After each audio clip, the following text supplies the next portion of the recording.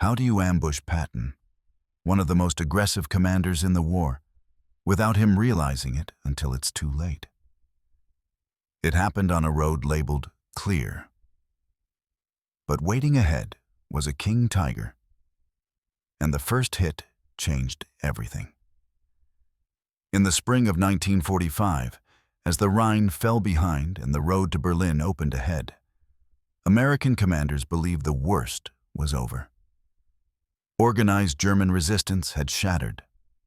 Air superiority was absolute. Intelligence reported clear routes through central Germany's industrial belt. But approaching the ruins of Kassel, a bombed-out city 140 kilometers northeast of Frankfurt, elements of George S. Patton's Third Army discovered that clear was a lie. They did not encounter scattered rearguards or fleeing columns. They ran headlong into 13 factory-fresh King Tiger tanks, the last machines to roll off the Henschel production line, now crewed by teenagers, instructors, and desperate volunteers who had been ordered to hold a city that no longer existed. What followed was not a grand engagement that shifted the war's outcome, but a savage, chaotic collision of American momentum against German futility. Infantry advancing through rubble-filled streets, Shermans and Hellcats stumbling into ambush points, Tiger IIs with 88 Miller cannons and impenetrable armor. But no fuel reserves, no supply lines, and no chance of survival. The defenders launched counterattacks that defied logic, positioned killing zones in overpasses and factory ruins, and fought from positions they knew would become their graves. Most of these tanks would burn where they stood. This is not a story of tactical brilliance or heroic victory. It is the complete account of how the Battle for Kassel unfolded in early April 1945, when Patton's unstoppable advance met the last King Tigers Germany would ever build, in a forgotten clash of steel, fire, and desperation. A final, furious stand that proved even the mightiest weapon cannot outlast a war already lost. Kassel had once been home to 200,000 people. A thriving industrial center built around the Henschel works, where locomotives had given way to trucks, and trucks had given way to Germany's heaviest tanks. By the time Patton arrived, it was a skeleton.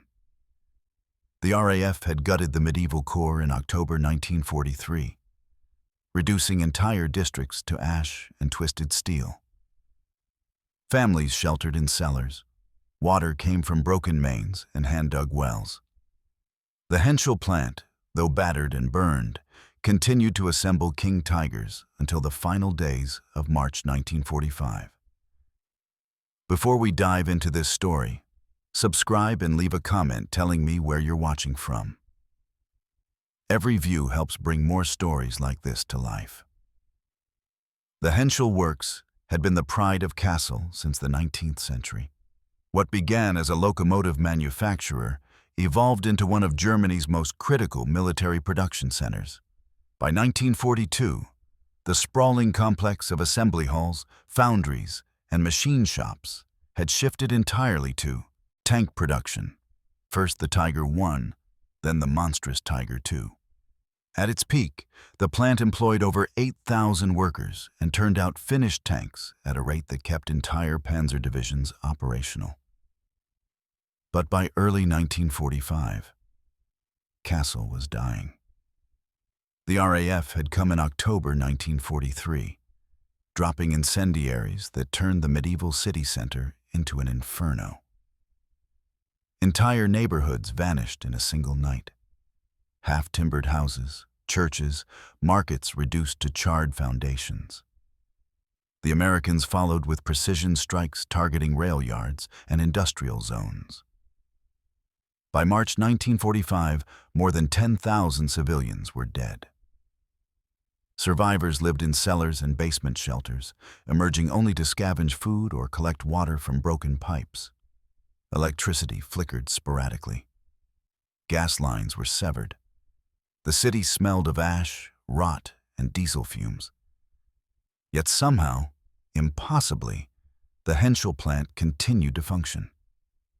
Damaged assembly halls were patched with scrap metal. Workers salvaged parts from wrecked machines. Components arrived in erratic shipments, sometimes by rail, often by horse-drawn cart. Production slowed to a crawl, but it did not stop. In the final weeks of March, 13 King Tiger tanks rolled off the line. They were the last complete units the factory would ever produce. They were also the only armor left to defend the city. The crews assigned to these tanks were not the elite panzer soldiers of 1940 or even 1944. They were instructors from training battalions, mechanics who knew the machines better than tactics, and teenagers pulled from Luftwaffe flak units or factory apprentice programs. Some were 17 years old. Most had never fired a shot in combat. None had time for proper training. Orders from Berlin were blunt. Kassel was now designated a fortress city. No withdrawal, no negotiation, hold until relieved, or until destroyed. The young crews understood what that meant. Relief was not coming. The front had collapsed. The Allies were everywhere. But they climbed into their steel giants anyway, checked ammunition loads, and moved into positions among the ruins. 13 tanks, 13 crews, one impossible mission. The trap was set. General George S. Patton did not believe in slow warfare. By late March 1945, his Third Army had become a mechanized juggernaut tearing through the heart of Germany. After crossing the Rhine on March 22nd, his columns fanned out across central Germany with orders that reflected his philosophy perfectly. Move fast, hit hard, and never stop. German resistance was collapsing everywhere. Entire divisions surrendered without firing a shot. Towns displayed white flags before American scouts even arrived. The doctrine was simple. Bypass pockets of resistance, encircle them. Let follow-up units mop up, keep the armor moving, maintain momentum. Speed was both weapon and shield. On March 29th, advanced elements of the Third Army pushed northeast from Frankfurt, racing toward Kassel and the roads beyond. Intelligence reports painted an encouraging picture. Scattered infantry units, no coordinated command structure, and critically, no significant armor. Luftwaffe reconnaissance had vanished from the skies. German communications were fragmentary at best. To American planners, the region looked wide open. Scouts reported back what they saw. Open farmland stretching between small villages, patches of dense forest offering concealment, but little tactical advantage for a defender, and bombed-out roads, cratered by Allied airstrikes, but still passable for tracked vehicles. The terrain was ideal for rapid maneuver. Rolling fields that gave clear sight lines, terrain that favored the attacker. It was also ideal for ambush. But the scouts didn't see what was hidden in the tree lines and ruins.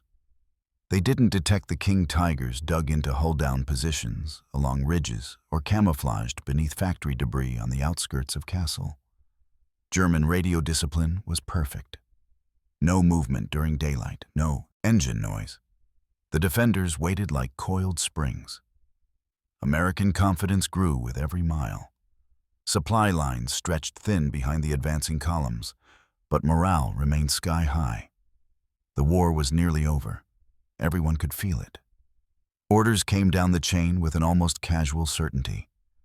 Push through to Kassel, secure the crossroads, continue east. On the evening of March 31st, the spearhead commander, leading a mixed force of M18 Hellcat tank destroyers, Sherman tanks, and motorized infantry, received his final briefing. The message was direct. Advance at first light. Intelligence confirms no enemy armor in sector. The road is clear. At dawn on April 1st, the column rolled forward. The road was not clear. The morning of April 1st, 1945, began with cold mist hanging low over the farmland southwest of Kassel. The American column moved in standard formation, M18 Hellcat tank destroyers in front. their speed and mobility ideal for reconnaissance in force, followed by a platoon of TUTs, Sherman tanks and half-tracks carrying infantry. The road from Fritzlar toward Kassel ran straight through open country, flanked by gentle hills and scattered woodlines. Visibility was decent once the mist burned off. The crews were alert but not tense. This was supposed to be cleanup duty. At 0720 hours, the lead Hellcat crested a low rise. From a tree line 800 meters to the northeast, a King Tiger fired. The 88-meter armor-piercing shell crossed the distance in under 2 seconds. It punched through the Hellcat's thin armor and detonated inside the crew compartment. The vehicle exploded in a geyser of flame and black smoke. Before the sound even reached the following tanks, a second Tiger fired. Another Hellcat disintegrated. Then, the ridge erupted. 7 King Tigers, positioned in hull-down firing points with only their turrets exposed, opened fire in a synchronized volley. The 88mm cannons roared. Shells slammed into American armor with devastating precision.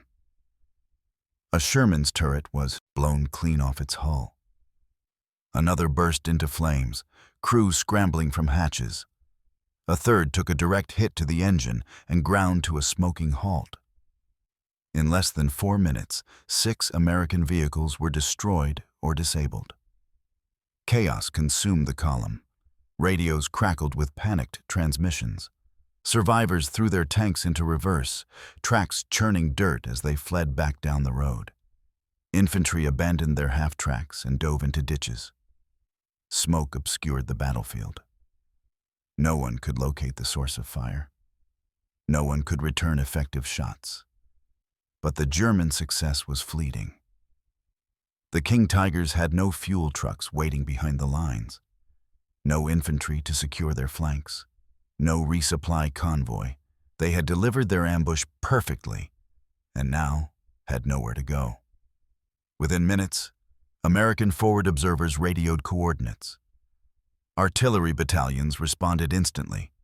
Shells began falling across the ridgeline in rolling barrages. The Tigers withdrew, engines roaring, as they pulled back toward Kassel's outskirts, disappearing into ruins and side roads before American aircraft could be vectored in. The ambush was over, but the shock had been delivered. When word reached Patton, his response was volcanic. The clear road had cost him 6 armored vehicles and 24 men. His orders were immediate and uncompromising. Take Kassel. Take it now. Crush whatever's left. Inside Kassel, Major General Johannes Erxleben faced an impossible task. The 59-year-old commander had been hastily assigned to organize the city's defense after the previous garrison leadership fled west. What he inherited was not an army, but a collection of remnants, tank instructors from the Henschel training schools, Luftwaffe flak gun crews whose batteries had been overrun, elderly Volkssturm militia armed with obsolete rifles, and the 13 King Tiger crews, boys barely old enough to shave, suddenly responsible for Germany's most powerful tanks. There was no coherent command, structure, no functioning supply chain, no hope of reinforcement. Ammunition was rationed immediately. Each King Tiger received a limited load of 88mm shells, perhaps 40 rounds per tank when doctrine called for twice that. Fuel was even more critical. The city's reserves had been drained by retreating Wehrmacht units. What remained could keep the Tigers running for days, not weeks. Every liter had to be hoarded, every movement calculated. Erxleben turned Kassel's ruins into a killing ground. Tank crews identified ambush positions, underpasses with clear fields of fire, rubble-choked intersections where advancing armor would bottleneck, factory courtyards offering concealment and escape routes. Flak guns designed to shoot down bombers were repositioned at street level, their 88mm cannons now aimed horizontally to shred American infantry. Snipers nested in burned-out apartment buildings. Roadblocks were constructed from wrecked trams and chunks of masonry. The city became a maze, designed to bleed attackers. But the civilians trapped inside lived in a nightmare of uncertainty. Rumors spread through the cellar shelters. The Americans were close. The Americans would massacre everyone. Surrender was forbidden. Escape routes were mined. Families huddled in the dark, listening to distant explosions and wondering whether the next shell would collapse the ceiling above them. Some tried to flee. Most stayed, paralyzed by fear and exhaustion. In a commandeered basement near the Henschel plant, a veteran sergeant gathered his King Tiger crew around a salvaged kerosene lamp. His face was gaunt, aged beyond his 32 years. The youngest crew member, a loader named Klaus, 17 years old, asked if reinforcements were coming. The sergeant shook his head slowly. "We're steel ghosts," he said quietly, his voice barely audible over the rumble of distant artillery. "No one's coming for us. No relief column, no miracle. We hold until we burn." He paused, looking each of them in the eye. "So we make them pay for every meter." On the morning of April 2nd, General Erxleben made a decision that defied all military logic. He ordered a counterattack. The Americans were tightening the noose around Kassel's southern perimeter. Artillery had been pounding German positions throughout the night. Infantry probes were testing weak points. Within hours, the city would be encircled. Erxleben knew he couldn't win, but he could buy time. Time for civilians to evacuate. Time to reinforce inner defensive lines. Time to make the Americans think twice about a direct assault. The assault group assembled in pre-dawn darkness. 7 King Tigers, 4 obsolete Panzer IV medium tanks, and a motley collection of half-tracks carrying grenadiers, instructors, reassigned flak crews, and Volkssturm volunteers who clutched their rifles with white knuckles. It was not an army. It was a desperate gamble wrapped in steel. At 05:45 hours, they surged from Kassel's southern edge. For the first 30 minutes, surprise worked. The lead elements of the U.S. 318th Infantry Regiment were caught in the open, digging fighting positions along a tree line. The King Tigers appeared out of ground fog like prehistoric monsters. Their 88mm cannons barked. American foxholes erupted in fountains of dirt and shrapnel. Sherman tanks scrambled to reposition, only to be bracketed by accurate fire. 2 Shermans burned. Infantry scattered into the woods. The German grenadiers advanced behind their armor, firing from the half-tracks, screaming to keep their courage up. Then the American artillery found them. Forward observers radioed coordinates with clinical precision. Within minutes, salvos of 105mm and 155mm shells began falling across the advancing column. A half-track took a direct hit and disintegrated, bodies flung like rag dolls.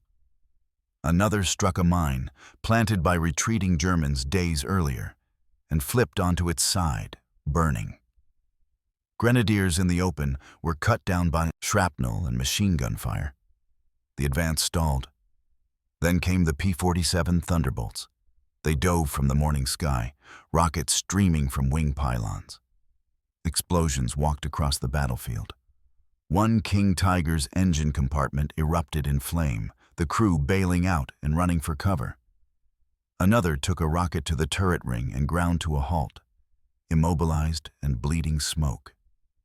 The remaining tanks reversed course, churning back toward the city through their own smoke and wreckage. Abandoned half-tracks littered the road. Bodies lay twisted in the mud. The counterattack collapsed before it truly began. The hunters had become the hunted, and the moral collapse was immediate. Those who made it back to Kassel knew they had thrown away men and machines for nothing. By April 3rd, the battle for Kassel had devolved into a brutal street-by-street grind. American forces pushed deeper into the city from 3 directions, methodically clearing ruins and eliminating resistance, most of them Surviving King Tigers had withdrawn to the city center or been abandoned when fuel ran dry. But one made a final stand. Sergeant Heinz Wilms was not like the teenage crews hastily assigned to Kassel's defense. At 34, he was a veteran of the Eastern Front, a survivor of Kursk and the long retreat through Ukraine. He knew armor tactics the way a craftsman knows his tools, intimately, instinctively. When he positioned his King Tiger beneath a railway underpass on the Eastern Highway out of Kassel, he chose the spot with cold precision. The underpass created a natural kill box. Open fields stretched 400 meters to the front, offering no cover for advancing armor. Rubble from bombed factory buildings shielded both flanks. The Tiger's frontal armor, 185 mm of hardened steel, was effectively impregnable from that angle. The only vulnerability was the rear, and Wilms had positioned debris to block access. It was a perfect ambush point. At midday, 2 Sherman tanks approached along the highway, advancing cautiously with infantry support. Wilms waited until they entered the killing zone. His gunner fired once. The lead Sherman's turret rang like a bell, and the tank shuddered to a stop, smoke pouring from hatches. The second Sherman tried to reverse. Wilms' second shot punched through its side armor. It brewed up instantly, flames consuming the hull. American infantry attempted to flank through the rubble, but the Tiger's hull-mounted machine gun swept the approaches with methodical bursts. Bodies piled in the debris. Officers pulled their men back, calling for artillery and air support. But close air support was grounded by weather, and artillery risked hitting American positions in the tight urban terrain. The Tiger held for hours. Then a local civilian, sheltering in a nearby cellar, emerged under a white cloth. He offered the Americans a route, a partially collapsed drainage tunnel that emerged behind the underpass. At dusk, 2 bazooka teams crawled through the tunnel. They fired simultaneously into the Tiger's exposed engine deck. The detonations ripped through thin rear armor. Fuel ignited. Flames roared from the engine compartment. Wilms threw open his hatch and tried to climb out. A burst of rifle fire cut him down. He fell half out of the turret, body draped across the steel. His gunner died in the flames. The loader and driver surrendered, hands raised, faces blackened with smoke. The last roar faded to crackling fire. April 4th, 1945, dawned gray and cold over Kassel's ruins. American forces entered the city from 3 directions simultaneously. From the north, elements of the 80th Infantry Division pushed through residential districts reduced to skeletal frameworks. From the west, armored columns navigated cratered boulevards lined with burned-out trams. From the south, infantry advanced through the industrial zone, clearing factory buildings room by room. German resistance, once stubborn and coordinated, fractured into isolated pockets. Training battalion instructors who had fought with grim professionalism now emerged from cellars with hands raised, exhausted and hollow-eyed. Volkssturm militia, old men and boys who had been handed rifles and impossible orders, simply melted away into the ruins, discarding weapons and blending back into the civilian population. A few die-hard SS officers and Hitler Youth members fought to the death from fortified positions. But they were exceptions in a collapsing defense. By mid-morning, American troops reached the Henschel plant. The sprawling complex was a graveyard of steel. In the assembly yards, empty King Tiger hulls sat abandoned on blocks, turrets missing, engines never installed. Finished tanks lined the perimeter, some with tracks blown off by demolition charges, others simply out of fuel, silent monuments to futility. Machinery inside the workshops had been sabotaged or destroyed. Blueprints smoldered in oil drums. The great furnaces were cold. Below the plant, in a reinforced concrete bunker, General Erxleben sat at a table surrounded by his remaining staff officers. Maps lay scattered before him, defense plans now meaningless, retreat routes that no longer existed. Communications with Berlin had ceased hours ago. The sounds of gunfire were growing closer. He looked at the faces around him. Boys, mostly, terrified, waiting for orders that couldn't save them. Erxleben picked up a pen, then set it down. He stood slowly. "Send someone out with a white flag," he said quietly. "It's over." A junior lieutenant, 19 years old, uniform still crisp despite days underground, nodded and climbed the stairs. By noon on April 4th, Kassel surrendered unconditionally. American soldiers processed more than 1,300 prisoners in improvised holding areas. Factory workers, teenage soldiers, flak crews, tank instructors who had taught men to fight in machines that no longer mattered. Hundreds more lay dead in the streets and rubble. German and American alike. The city fell silent, except for crackling fires and the rumble of American tanks moving through conquered streets. The battle for Kassel was over. Patton's Third Army did not pause to commemorate the fall of Kassel. Within hours of the surrender, his columns were already pushing east toward Leipzig and Weimar. Orders were relentless: maintain momentum, exploit the collapse, race the Soviets to whatever was left of Germany's industrial heartland. Kassel became another name on a map, another objective checked off, another city added to the growing list of conquered ground. There were no ceremonies, no victory parades, just the grinding advance of an army that had learned to win by never stopping. Behind them, the King Tigers remained. Their wrecks lined the streets and fields around Kassel like fallen monuments. Turrets blown open, hulls gutted by fire, tracks torn from suspension wheels. Some sat perfectly intact, abandoned when fuel ran dry or crews surrendered. American soldiers climbed on them for photographs, marveling at armor so thick their shells had simply bounced off. Engineers studied them, measuring plate thickness, examining the massive 88-meter guns, trying to understand how Germany had built such machines, even as its cities burned. But impressive meant nothing without fuel. Formidable meant nothing without support. For the young Germans who had crewed these steel giants, the tanks had been both hope and tomb. Hope that superior engineering could somehow reverse the inevitable.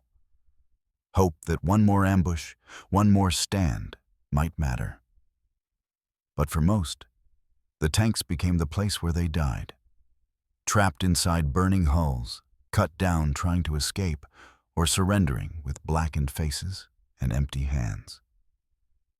The Tiger II's strengths, impenetrable frontal armor, devastating firepower, mechanical sophistication, had meant little in the chaos of Kassel. Technology could not overcome logistics. Individual prowess could not defeat coordinated, combined arms.